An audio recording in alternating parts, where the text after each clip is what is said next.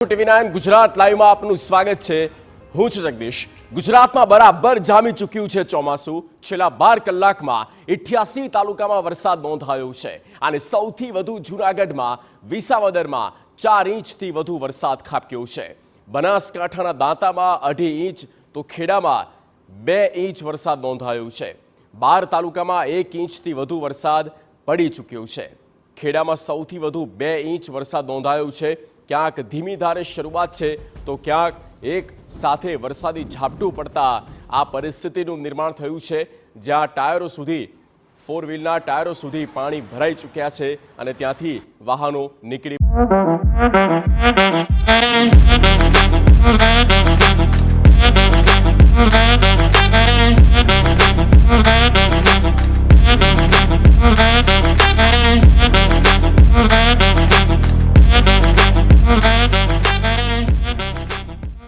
પણ રહ્યા છે। વીજળીના કડાકા ભડાકા સાથે વરસાદની એક રીતે શરૂઆત થઈ રહી છે। દક્ષિણ ગુજરાતથી લઈને મધ્ય ગુજરાત અને સૌરાષ્ટ્રમાં અનેકો જિલ્લાઓમાં વરસાદી મહેર જોવા મળી રહી છે, પણ જ્યાં પાણી ભરાયા છે એ મહેર ક્યાંક કહેર બની રહી છે અને વૃક્ષો ક્યાંક ધરાશયી થયા હોય તેવા પણ દ્રશ્યો સામે આવ્યા છે। ખેતરો જાણે બેટમાં ફેરવાઈ ચૂક્યા છે। પાણીએ ત્યાં સુધીનો ભરાવો થયો છે। વાવણી લાયક વરસાદ ક્યાંક થયો છે। ખેડૂતોમાં ખુશહાલી છે અને ક્યાંક ખેતરોમાં પાણી ભરાઈ ચૂક્યા છે અને પાણી ઓસરે તેની રાહ ખેડૂતો હવે જોઈ રહ્યા છે।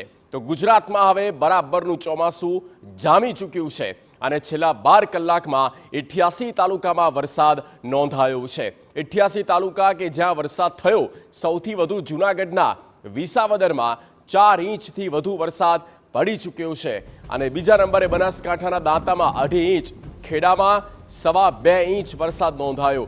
12 તાલુકા એવા છે જ્યાં 1 ઇંચથી વધુ વરસાદ પડી ચૂક્યો છે।